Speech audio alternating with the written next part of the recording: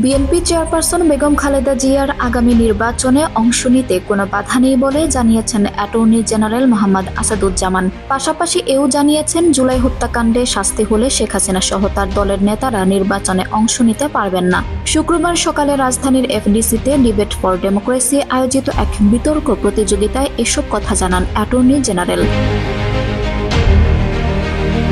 তিনি বলেন, আপাতত সকল মামলা নিষ্পত্তি হওয়ায় বিএনপির চেয়ারপারসন খালেদা জিয়ার পরবর্তী সংসদ নির্বাচনে অংশগ্রহণে কোনো বাধা নেই। সেখানে ভোটাররা নির্বিঘ্নে পছন্দের প্রার্থীকে ভোট দিতে পারলেই তা হবে অন্তর্ভুক্তিমূলক নির্বাচন।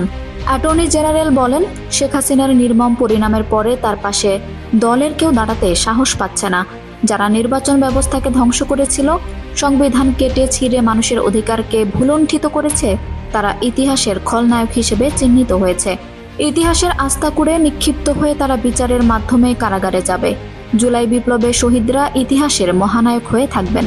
তিনি আরও বলেন, এই বিপ্লব হয়েছিল মুক্তিযুদ্ধের চেতনা ও বৈষম্যহীন বাংলাদেশ গড়ার প্রত্যয়ে। এই বিপ্লবের অর্জন ধ্বংসের চেষ্টা চলছে। কোনো ষড়যন্ত্রকারী এ অর্জনকে নৎসাৎ করতে পারবে না। বিপ্লবীরা মানুষের অধিকার প্রতিষ্ঠায় ঐক্যবদ্ধ থাকবে। ফ্যাসিস্ট আওয়ামী লীগ মানুষের ভোটাধিকার হরণ করেছিল।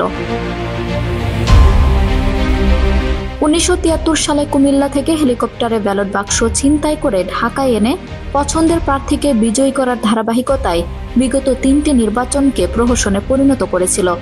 এসব নির্বাচনকে যারা কলঙ্কিত করেছিল, তাদের আইনের আওতায় এনে দৃষ্টান্তমূলক শাস্তি দেওয়া উচিত।